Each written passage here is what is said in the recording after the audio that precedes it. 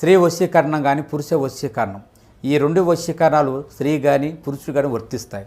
మనం చెప్పిన మాట వినకపోయినా మన దగ్గరికి వచ్చే విధంగా, మనం మాటకి గౌరవించే విధంగా, మనం రమ్మంటే రావాలి, పొమ్మంటే పోవాలి, కూర్చుంటే కూర్చోవాలి, లెమ్మంటే లేవాలి, మనం చెప్పిన మాట గౌరవించి మనం పెళ్లి చేసుకోవాలనే విధంగా కూడా స్త్రీ వశీకరణ కానీ పురుష వశీకరణం కానీ ఉంటుందమ్మా. ఈ వశీకరణం అనేది వాళ్ళకి ఏ విధంగా ఎవరి గురించి మనం చేయాలనుకుంటున్నామో వాళ్ళ పేరు మీద కూడా ఆ వశీకరణం పట్టుకొని ఆ మంత్రం ఒకటి చెప్తాను. ఆ మంత్రం మీరు జపించగలిగారంటే ఆ వశీకరణం పట్టుకొని ఆ మంత్రం జపిస్తే 11 రోజుల్లో ఆ వ్యక్తి, నువ్వు ప్రేమించిన వ్యక్తి కానీ అమ్మాయి కానీ అబ్బాయి కానీ 11 రోజులు మీ దగ్గరికి వచ్చేది ఖచ్చితంగా గ్యారెంటీగా జరుగుతుంది. కన్యా రాశి జాతకులు ఈ నిజం విని తట్టుకోలేరు. ఏమిటి ఆ నిజం? ఏం జరగబోతుంది? ఎటువంటి ఫలితాలు వీరికి గోచర రీత్యా కలగబోతున్నాయి? అన్ని వివరాలు వీడియోలో తెలుసుకుందాము. వీడియో మీకు నచ్చితే ఒక చిన్న లైక్ అయితే చేసి మమ్మల్ని సపోర్ట్ చేయండి.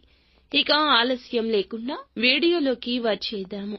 మధ్యాహ్నం 1:30 దాటాక చంద్రుడు అష్టమ స్థానంలోకి ప్రవేశించి రాహు కుజుల దృష్టి తాకుతుంది.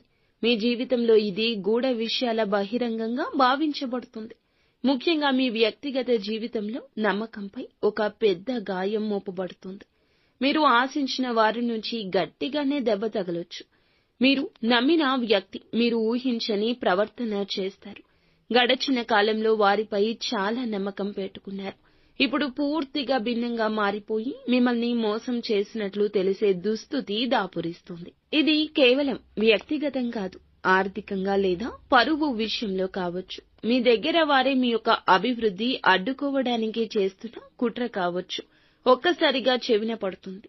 వారి మాటల్లో వక్రీభావం ఉంటుంది. ఎవరో ఒకరు రికార్డింగ్ మెసేజ్ లేదా థర్డ్ పర్సన్ ద్వారా ఈ నిజం మీకు తెలుస్తుంది. విన్న వెంటనే అసహనం, దుఃఖం, కోపం కూడా కలగడం సహజమే. కానీ ఆవేశం తగ్గించుకోండి. సోషల్ మీడియాలో, వర్క్ ప్లేస్ లో లేదా కుటుంబ సభ్యుల్లో ఒక లేనిపోని అపవాదం ఫలితంగా బాధపడే అవకాశం ఉంటుంది. ఇది వినగానే మీరు వెంటనే స్పందించాలనిపిస్తుంది. కానీ క్షణికంగా ఆగితే మీకు చాలా నష్టం పూరించబడుతుంది. తీవ్రమైన మానసిక ఒత్తిడి ఈ రోజు కలగొచ్చు. కొన్ని గంటలు ఏం చేయాలో అర్థం కాకపోవచ్చు. తక్షణ నిర్ణయం ప్రమాద గంటికలు మోగిస్తుంది. నిశ్చలంగా ఆలోచించండి. నమ్మిన వ్యక్తితో మాటల్లో గౌరవం ఉండాలి. ప్రతి విషయానికి వెంటనే స్పందించొద్దు.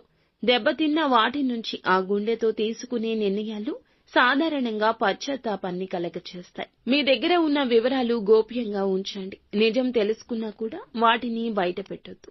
ఇందులకు ఆధారంగా భవిష్యత్తుకు సంబంధించి నిర్ణయం తీసుకోవడం, మీ శాంతి కాపాడుకోవడం మీ లక్ష్యం. మీ మేధస్సును ఉపయోగించి ఆ వ్యక్తికి ఎలా దూరంగా ఉండాలో ప్రణాళిక చేసుకోండి. ఓం శ్రీ హనుమతే నమః ఈ యొక్క మంత్రాన్ని కష్టం కలిగిన ప్రతిసారి, బాధ కలిగిన ప్రతిసారి బాధాతప్త హృదయంతో 21 సార్లు జపించండి. ఖచ్చితంగా హనుమంతుని అనుగ్రహం కలుగుతుంది. మానసిక స్థైర్యం కలుగుతుంది. మీ జేబులో ఈ రోజున ఒక నిమ్మకాయను పెట్టుకుని వెళ్ళండి. మీకు ఉన్న దృష్టి పోతుంది. మీకు మనసు ప్రశాంతంగా మారుతుంది.